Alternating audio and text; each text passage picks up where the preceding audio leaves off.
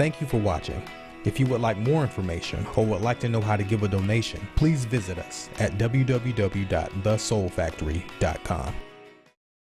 For every problem brought to my attention, I should require the person to bring some thoughtful recommendations and solutions to the conversation. What blessed me is that when I went to the ladies' room, all on the stalls it says solutions, solutions, solutions. Be the solution. Don't just require the leaders to be. You have the solution. God has given and placed in you. You know what to do. Half the time you're just asking someone, you know what to do. So for my team at work, I had one young lady every morning, she'd hit me up with a problem. And I'm like, oh my God, right? It's first thing. I haven't even sipped my coffee, y'all. You know?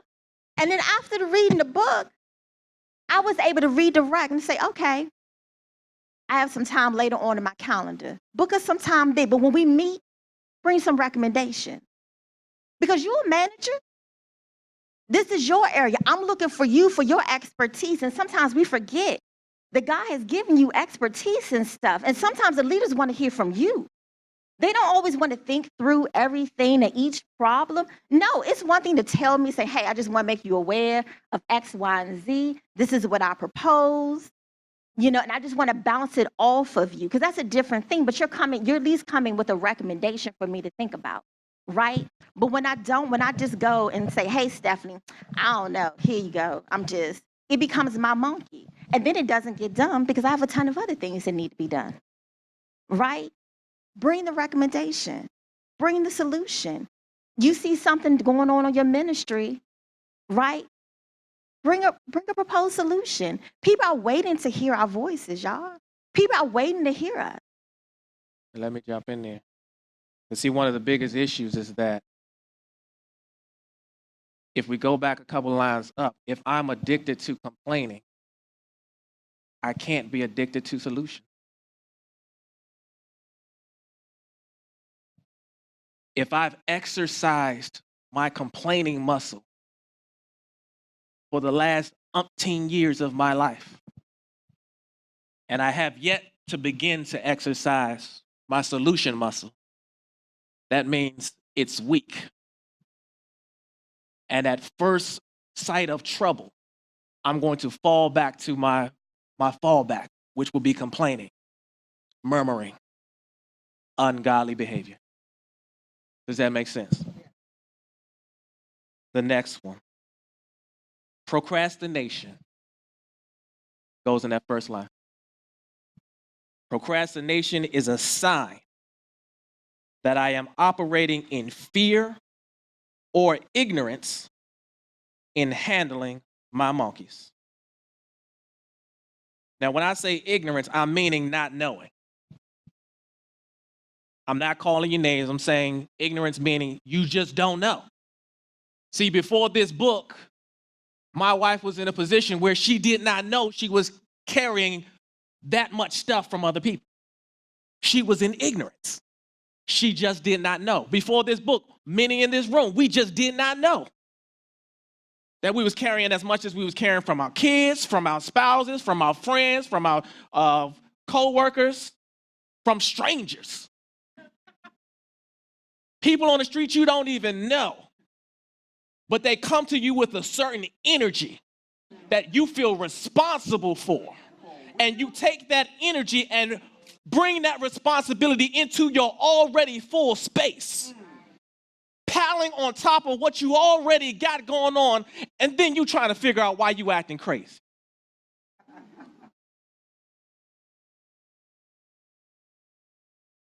Does that make sense to you? Procrastination is a sign of that. How many of you procrastinate? Be honest. 2 hands in the back. Meaning he put both his arms up. Procrastination is a sign that you are operating in either fear or ignorance. Our job as leaders who are changing before we really have to, because guess what? Why are we here? We're here because the world is changing. And we got to be spiritually, mentally, emotionally prepared to deal with the harvest that will come. It will come. So leaders, if you're procrastinating still, I challenge your leadership. I challenge it now. If God has put a task in your place that has gone undone, I challenge your leadership now. I challenge your title as leader. I challenge it.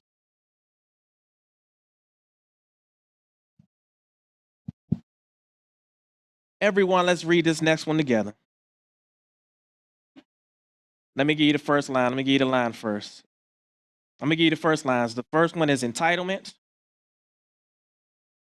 And the other line is accountability. Write those words in the line. Now let's read that together. Entitlement is a symptom of a desire for autonomy without accountability. The David video, Rocky. I'm tired of begging these kids to eat. So I asked that little one, did you have breakfast? I don't want nothing to eat. You know what? Cool. I'm tired of begging y'all to eat in the morning, go to bed at night, and not forget your lunch when you leave here during the day. I'm not gonna beg you to eat the food that I provide. That's what I'm not gonna do. And if you leave your lunch at home again, you don't eat. All you parents out there driving your kids' lunches up to the school, you're the ones building these weak children for society. I gotta take my baby her lunch. Ooh, I gotta get my son his food. If you forget your lunch here at home because you moving all slow, then you starve until 3:30. Don't be texting me talking about, Daddy, I'm hungry. Because I'm going to send you back a video of a child in another country who really starving. Let one of these around here forget their lunch. They'll be in front of their cafeteria holding a sign. So you can keep running up behind these kids, picking up their slack if you want to. Bringing them their lunch every day, you're going to make sure that they living with you till they 40.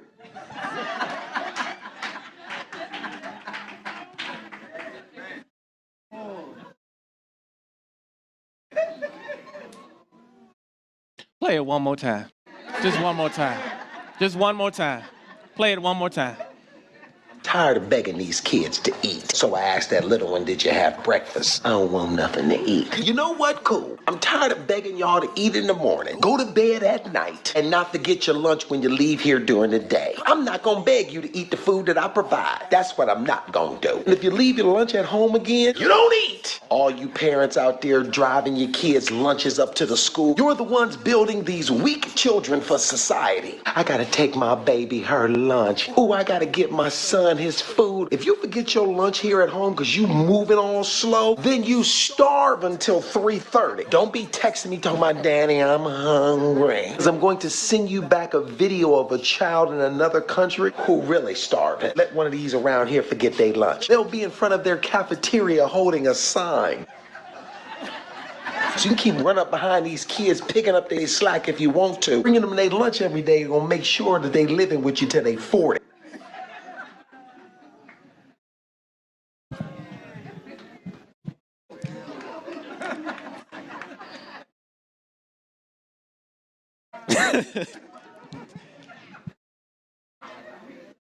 Entitlement is a symptom of a desire for autonomy without accountability. He just said it all. What that means is that you don't get to pick and choose when you grown and when you ain't.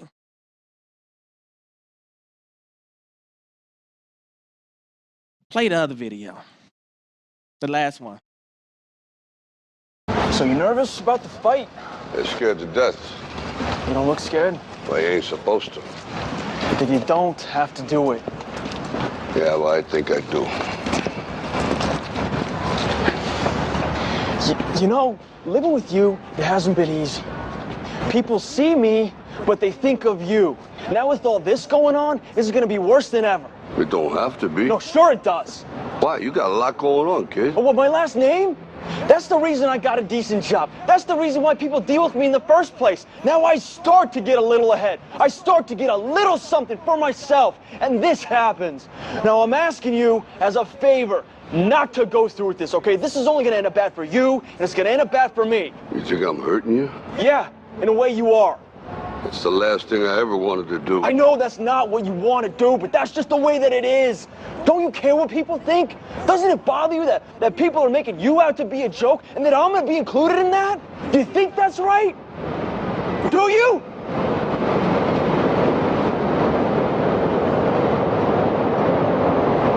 You ain't gonna believe this. But you used to fit right here. I'd hold you up and say to your mother, this kid's gonna be the best kid in the world. This kid's gonna be somebody better than anybody ever knew. And you grew up good and wonderful. It was great just watching you every day. It was like a privilege. Then the time come for you to be your own man and take on the world, and you did. But somewhere along the line, you changed. You stopped being you. You let people stick a finger in your face and tell you you're no good. And when things got hard, you started looking for something to blame, like a big shadow. Let me tell you something you already know. The world ain't all sunshine and rainbows. It's a very mean and nasty place, and I don't care how tough you are, it will beat you to your knees and keep you there permanently if you let it. You, me, or nobody is gonna hit as hard as life. But it ain't about how hard you hit. It's about how hard you can get hit and keep moving forward. How much you can take and keep moving forward. That's how winning is done. Now, if you know what you're worth, now go out and get what you're worth. But you gotta be willing to take the hits and not pointing fingers saying you ain't where you wanna be because of him or her or anybody. Cowards do that, and that ain't you. You're better than that.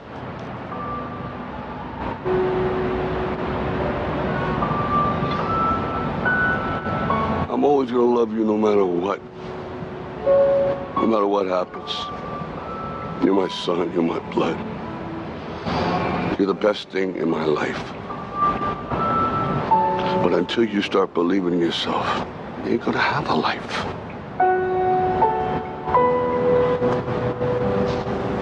Don't forget to visit your mother.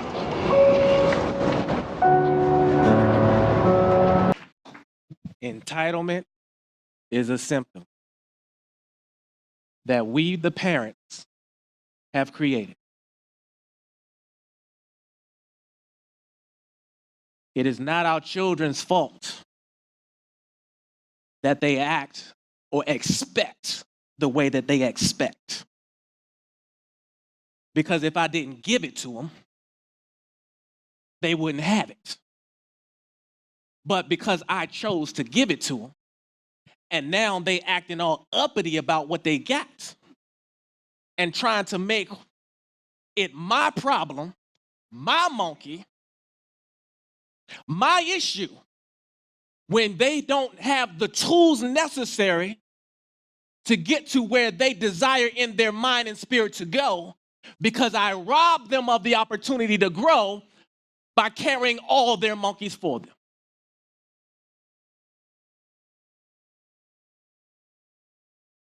I robbed you of your maturity, daughter. I robbed you of your maturity, son. How did you do that? If I just think about myself, my childhood was hard, yes. I believe that we were poor, yes. But that made me hungry, yes. But now that I'm not hungry anymore, I won't even create an environment where they can at least feel the hunger that they will need to survive, so that they don't come back trying to have a speech like this to somebody that raised you. It's not my fault that you ain't where you want to be. Or is it? Or is it?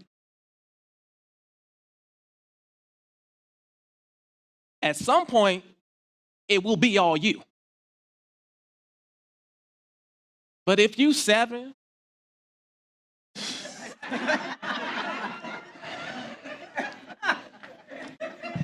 if you 10, if you 5, If you 4 and you mad because I took your cell phone away from you, I'm gonna go there. First of all, who you calling at 5?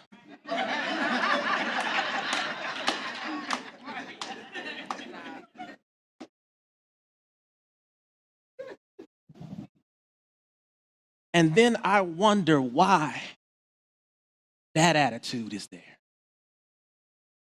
Because I robbed you of struggle. The monkey that you were actually responsible for, my child, I took away from you because I had a feeling of responsibility for the monkey that belonged actually to you. And when I took what actually belonged to you because I feel so much love for you, I robbed you of maturity. I robbed you of the ability to think critically. I robbed you of the ability to make sound decisions.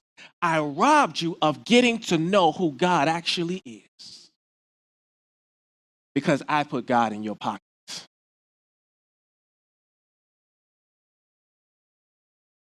I put God in your pocket. And so I can't get mad at you because now you're trying to separate me from my Jesus. Because the Jesus you talking about, I don't know. Because you never gave me the opportunity to pick that monkey up.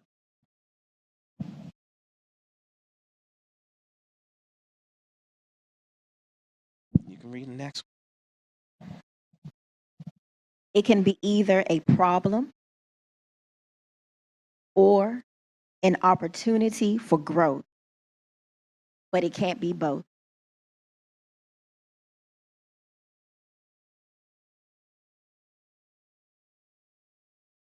Keep going.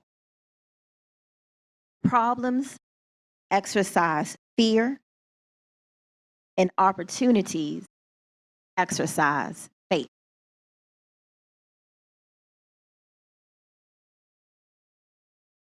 Did everybody get that? So I know that he was taking it from the child. But when you're a leader, you got to allow people to fail.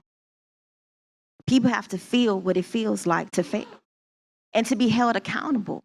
The problem is that we want to walk around like we in charge all the time, that we don't have to answer to anyone. But there's a certain level of risk that the organization, the church can take. And so you need to be able to check in and have somebody. But we live in this whole society of who gonna check me, boo? That's not the way God intended. Think about when you're praying to God, you're checking in.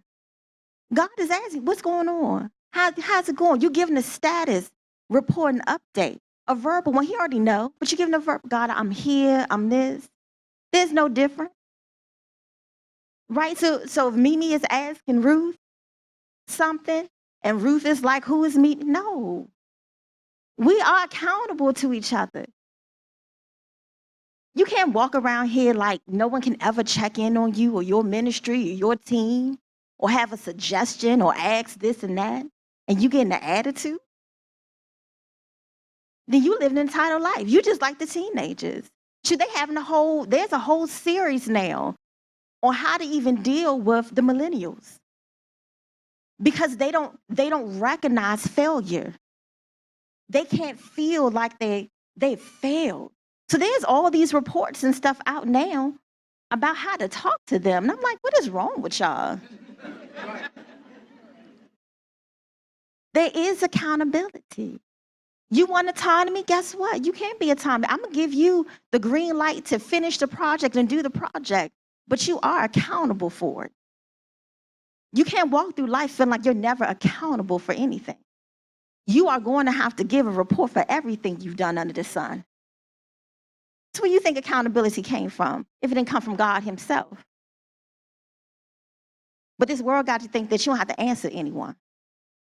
And as soon as you do, you get an attitude. No, that's not how it works here. So it can be a problem or an opportunity for growth. You hear me, Atlanta?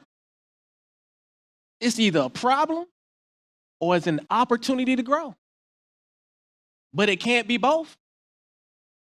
It cannot be both. And so the question that I got to add on top of that is it really a problem? Thank you for watching. If you would like more information or would like to know how to give a donation, please visit us at www.thesoulfactory.com.